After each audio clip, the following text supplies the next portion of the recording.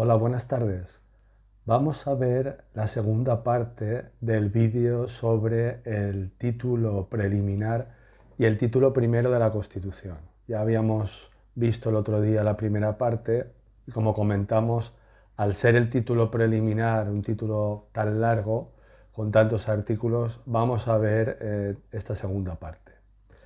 Bueno, vamos a empezar con las preguntas, como siempre, en nuestro formato 10 preguntas y aprovechamos las mismas para explicar el temario de la oposición, aquellos aspectos pues, que más salen en los exámenes de convocatorias oficiales. Vamos allá, vamos a empezar con un artículo que a mí me gusta mucho, que es el de la tutela judicial efectiva. La pregunta nos dice así: atendiendo a lo indicado por la Constitución española, en su artículo 24, todas las personas tienen derecho a obtener la tutela efectiva de los jueces y tribunales en el ejercicio de sus derechos e intereses legítimos. Aquí la frase no hay que quitarle ni una coma, es toda importantísima y dice tutela efectiva de jueces y tribunales, ¿vale? En el tipo test, en esta pregunta nos ponen abogados y tribunales, abogados y magistrados.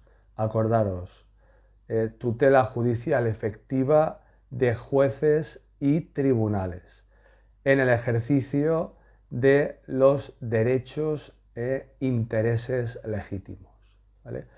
Voy a leer el artículo entero, el artículo 24, y os recomiendo que lo leáis vosotros y que lo estudiéis con profundidad. El artículo 24 dice, en su apartado primero, dice: todas las personas tienen derecho a obtener la tutela efectiva de los jueces y tribunales en el ejercicio de sus derechos e intereses legítimos, sin que en ningún caso pueda producirse indefensión. Es decir, que si no le damos a una persona esa tutela judicial efectiva, esa persona podrá, digamos, pedir, solicitar ante un juzgado, ¿vale?, que se está produciendo indefensión. Segundo lugar, el apartado 24.2, artículo 24.2, dice: asimismo, todos, ¿vale?, todos tienen derecho al juez ordinario, predeterminado por la ley, a la defensa y a la asistencia del letrado, a ser informados de la acusación formulada contra ellos, a un proceso público sin dilaciones indebidas, es decir, sin retrasos indebidos y con todas las garantías, a utilizar los medios de prueba pertinentes para su defensa, a no declarar contra sí mismos, a no confesarse culpables y a la presunción de inocencia. La ley regulará los casos en que por razón de parentesco o de secreto profesional, como pueden ser por ejemplo los abogados, no se estará obligado a declarar sobre hechos presuntamente delictivos. ¿Vale? Insisto, es un artículo maravilloso, sobre todo en su apartado 2, pues nos dice a todo lo que tenemos derecho, ¿vale? Al juez ordinario que marque la ley, a ser asistidos por un abogado, a que se nos informe de la acusación, digamos, que nos hacen contra nosotros, a un proceso público correcto, sin retrasos indebidos, que no sean por culpa nuestra, y que sea un proceso con todas las garantías, digamos, establecidas por la ley. Tenemos derecho a no confesarnos culpables, como dijimos el otro día, a no declarar y a la presunción de inocencia, ¿vale? Bueno, eso en cuanto al artículo 24, insisto, tutela judicial efectiva, ¿vale?, de los jueces y los tribunales. La otra pregunta dice, según la Constitución española de 1978, el Estado español, y tenemos que saber que el Estado español es una monarquía parlamentaria. Ya lo comentamos en el otro vídeo, esta pregunta suele salir bastante, es muy sencilla y está en el artículo primero, en el título preliminar de nuestra Constitución, donde dice, acordaros, España se constituye en un Estado social y democrático de derecho que propugna como valores superiores de nuestro ordenamiento jurídico, y esto lo tenéis que saber ya, la libertad, la igualdad, la justicia y el pluralismo político.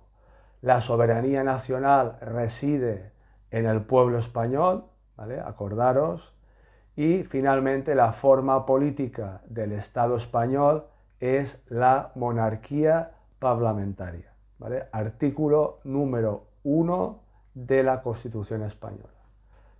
Acordaros, Estado social y democrático de derecho, valores superiores de nuestro ordenamiento jurídico, la libertad, la igualdad, la justicia y el pluralismo político, y España es un Estado regido por una monarquía parlamentaria.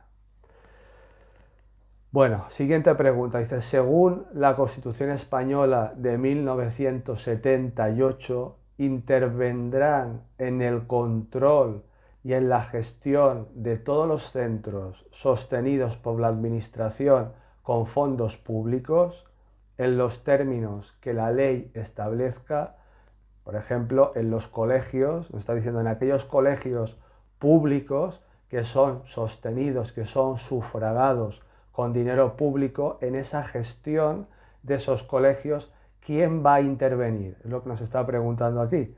Entonces, nos tendremos que ir al artículo 27 de la Constitución, en concreto al apartado 27.7, y nos va a decir que en esa gestión de esos colegios públicos intervendrán, pues evidentemente los profesores, los padres, pero cuidado, también, y en su caso, los alumnos también, ¿vale? Entonces, en el tipo test nos ponen los profesores, los padres y en su caso los alumnos. Esa es la respuesta acertada, la que está bien.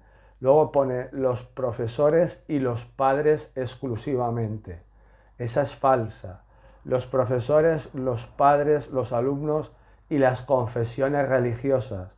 Si nos está diciendo que son centros sostenidos por la administración con fondos públicos, pues las confesiones religiosas no tienen aquí nada que ver. Y los padres y los alumnos exclusivamente, tampoco porque nos estamos dejando a los profesores, ¿vale? Entonces, normalmente la gente suele marcar la que pone los profesores y los padres, se deja a los alumnos. Pues no, la Constitución en su artículo 27.7 nos dice los profesores, los padres y en su caso los alumnos intervendrán en el control y en la gestión de todos los centros sostenidos por la Administración con fondos públicos, en los términos que la ley establezca. Siguiente pregunta, también va de educación. Según la Constitución española, señale la respuesta correcta y nos dice, la enseñanza básica no es obligatoria. Esta es claramente falsa, porque sí que es obligatoria la enseñanza básica. La enseñanza básica, en el apartado B, nos dice, la enseñanza básica es obligatoria y gratuita, y la secundaria obligatoria. La secundaria no es obligatoria. La C dice, la enseñanza básica y secundaria son obligatorias y gratuitas. También sería falsa. Y la verdadera dice, la enseñanza básica es obligatoria y gratuita. ¿Vale? Entonces, aquí en el artículo 27 de la Constitución, que ya hemos dicho que trata sobre todo el tema de la educación, nos dice, de forma muy breve y muy clara que la enseñanza básica es obligatoria y gratuita. La enseñanza básica, ¿vale? Acordaros. No la secundaria. La enseñanza básica solamente es la que es obligatoria y gratuita. Siguiente pregunta. Dice, según el artículo 39 de la Constitución de 1978, los poderes públicos en relación con la familia aseguran la protección tanto social, económica y jurídica. Entonces, en el apartado 39, en el punto 1, dice, los poderes públicos aseguran la protección social, económica y jurídica de la familia. Siguiente pregunta. Según establece el artículo 3 de la Constitución de 1978, la riqueza de las distintas modalidades lingüísticas de España, esto ya lo comenté en el anterior vídeo, que sale bastante, creo que ya lo deberíais de saber, está en el artículo 3, apartado 3 de la Constitución, y ¿qué decíamos? Que eso era un patrimonio cultural, acordaros, y que debía ser objeto de especial respeto y protección. Yo os comentaba que os teníais que acordar de esas tres cosas, que es un patrimonio cultural, esas variedades lingüísticas, esa gran riqueza lingüística de nuestro país, tiene que ser objeto de especial respeto y protección y es un patrimonio cultural. Y así nos lo dice en el artículo 3.3 de nuestra Constitución. La riqueza de las distintas modalidades lingüísticas de España es un patrimonio cultural que será objeto de especial respeto y protección. Siguiente pregunta. Según establece el artículo 22 de la Constitución española, solo podrán ser disueltas o suspendidas en sus actividades las asociaciones. Sabéis que una asociación pues puede suceder que en un momento determinado se tenga que disolver. Pero nos pregunta, ¿cuándo se podrán disolver esas asociaciones de forma legal? Entonces nos dice, en caso de flagrante delito. Y ahí yo creo que hay mucha gente que duda, incluso que la marcaría como respuesta correcta. Pues no, es falsa. Es decir, no se puede disolver una asociación en caso de flagrante delito. Por acuerdo del gobierno, nos dice en el siguiente apartado, en el B, tampoco. El gobierno no tiene ninguna potestad para disolver ninguna asociación. En virtud de resolución administrativa, pues todavía menos. Es decir, no hay ningún organismo administrativo que pueda disolver una asociación. Entonces, realmente, ¿cuál es la respuesta acertada aquí? Pues la última, donde dice en virtud de resolución judicial motivada. Es decir, que solamente, insisto, solamente se puede disolver una asociación en nuestro país si existe una resolución judicial motivada que respalde esa disolución de la asociación. Esto está en el artículo 22.4 de la Constitución española, donde dice, las asociaciones solamente podrán ser disueltas o suspendidas en sus actividades en virtud de resolución judicial motivada. Ya sabemos que todas las resoluciones judiciales tienen que ser motivadas, pero bueno, aquí se adorna, digamos, el redactor de la Constitución y lo vuelve a poner, resolución judicial motivada. Siguiente pregunta.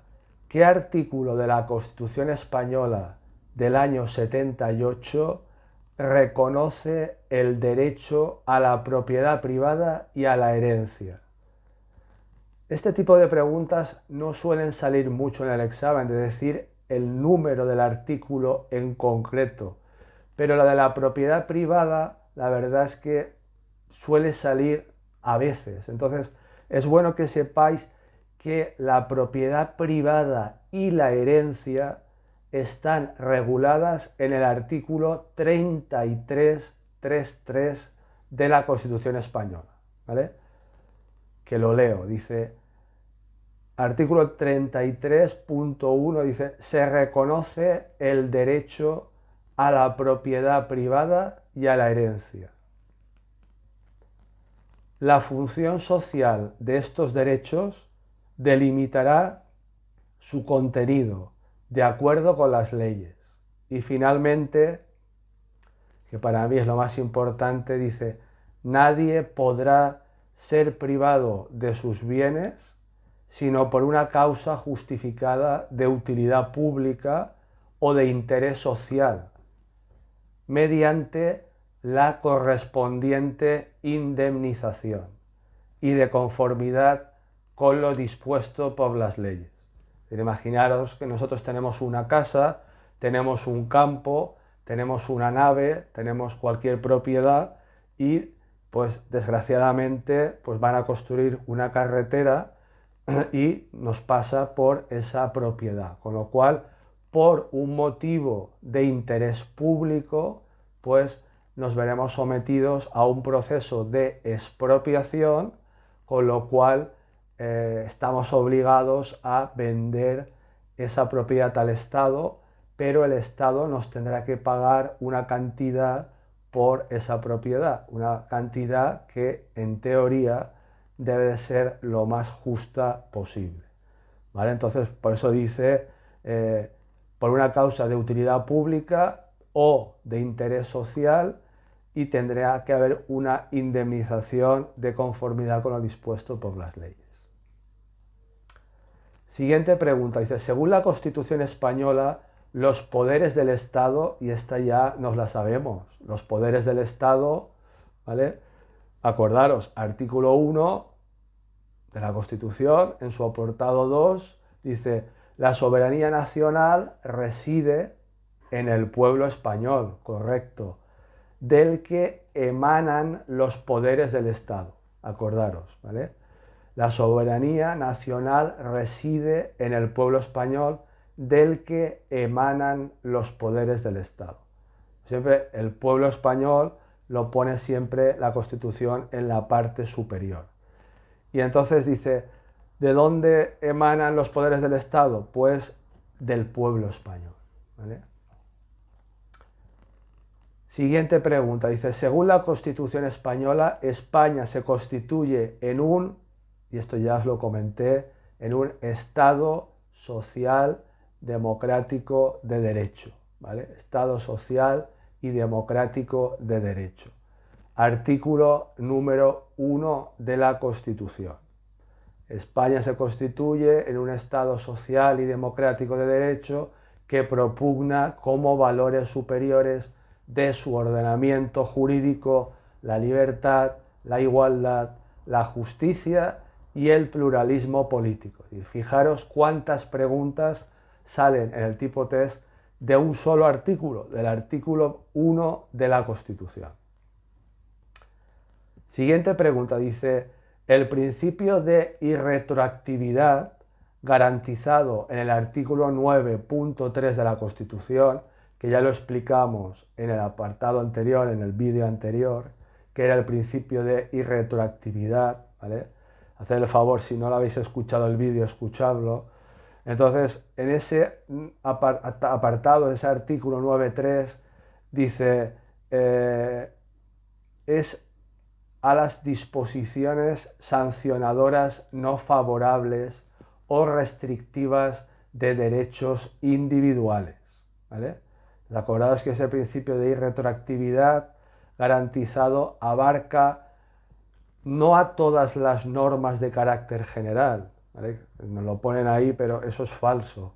No afecta a todas las normas de carácter general, no afecta a cualquier disposición legal de cualquier orden, solamente a las disposiciones sancionadoras no favorables. Acordaros que las favorables sí que se pueden aplicar hacia atrás, sí que pueden ser retroactivas.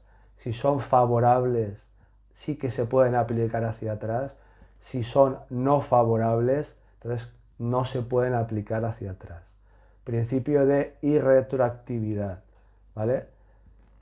Y la siguiente pregunta y la última dice, según el artículo 31.2 de la Constitución, el gasto público realizará una asignación equitativa de los recursos públicos y su programación y ejecución responderán a los criterios de, y esto también os lo comenté, de eficiencia y economía, ¿vale? Eficiencia y economía. Esto está reflejado así en la Constitución, en el artículo 31.2, y os comentaba, os cambiarán eficiencia por eficacia. Y así es. Nos dice eficacia y economía, falso. Eficiencia y equidistribución de la riqueza, falso.